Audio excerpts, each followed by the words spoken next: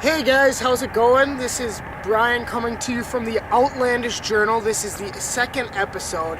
And what are we talking about today? We're talking about being present and 100% in the moment, taking it all in. I have a quote for you guys. It's from Buddha, and he says, "Do not dwell on the past, do not dream of the future. Concentrate the mind on the present moment." That's from Buddha again. And I think it's really important that we should be taking that in, because what our perceptions of the past and our perceptions of the future are not 100%, but what is right now. So we need to take advantage of that rather than focusing on something that's intangible. A second quote I have is from the Vice President of Twitter, Mike Davidson, and it's all about people. It's all about networking and being nice to people, not burning bridges. Your book is going to impress, but at the end, it is people that are going to hire you. And this is true for really any walk of life. You can have all the accolades and all the accomplishments in the world, but if you aren't able to get people to like you and get people to be on your side backing you on whatever endeavor you're in, you will not succeed. So it's most important to, rather than plan ahead, you need to be in the moment, be with whoever you are with, and seize the full opportunity rather than escaping, looking at your past, looking at the future.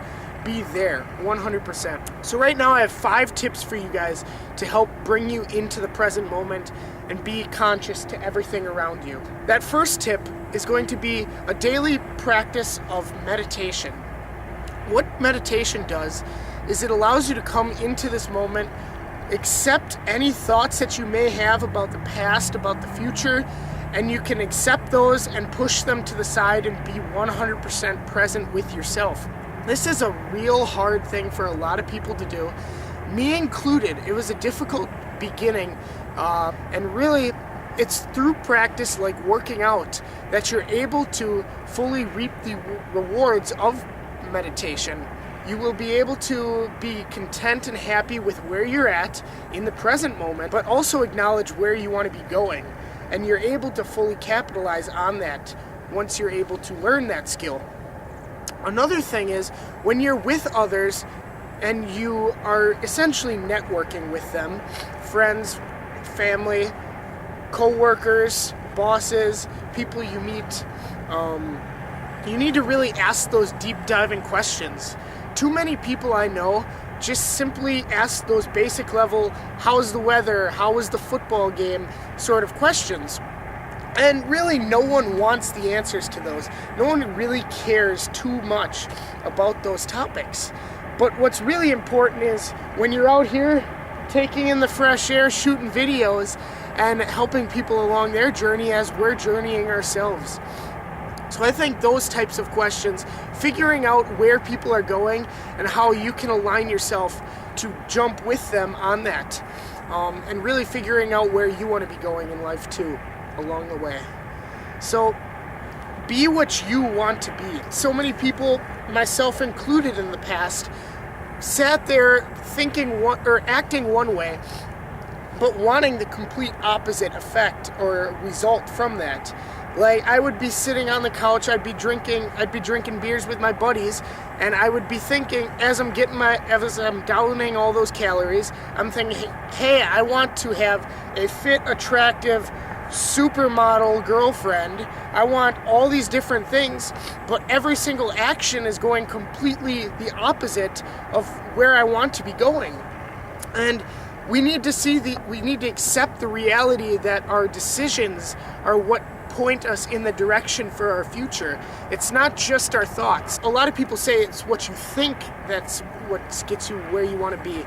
It's really, you think, you create the action, and the action results in the result that you want.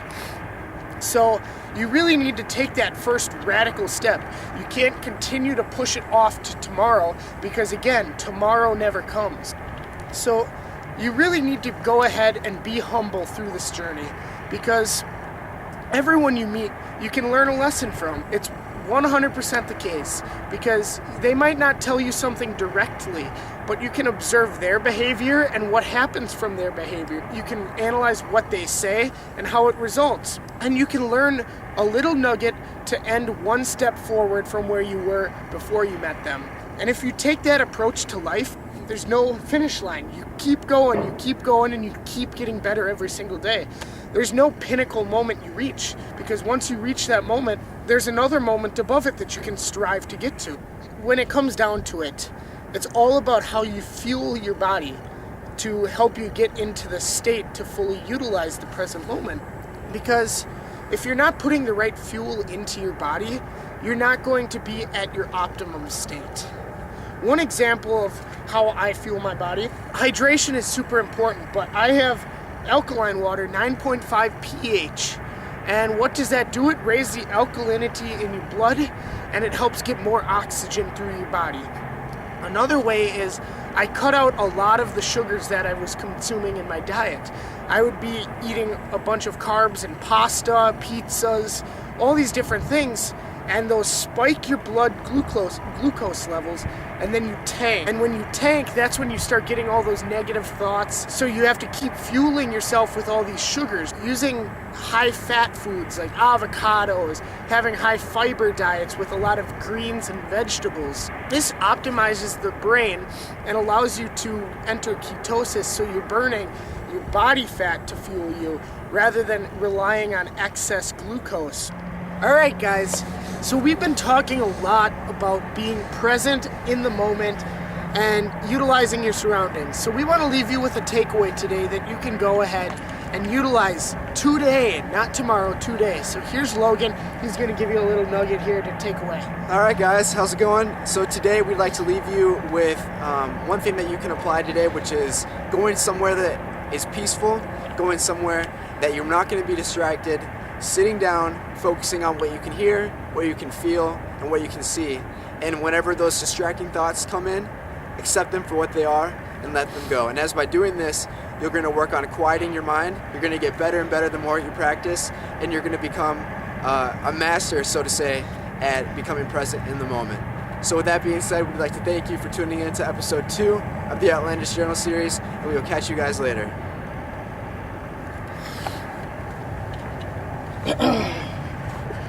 Good.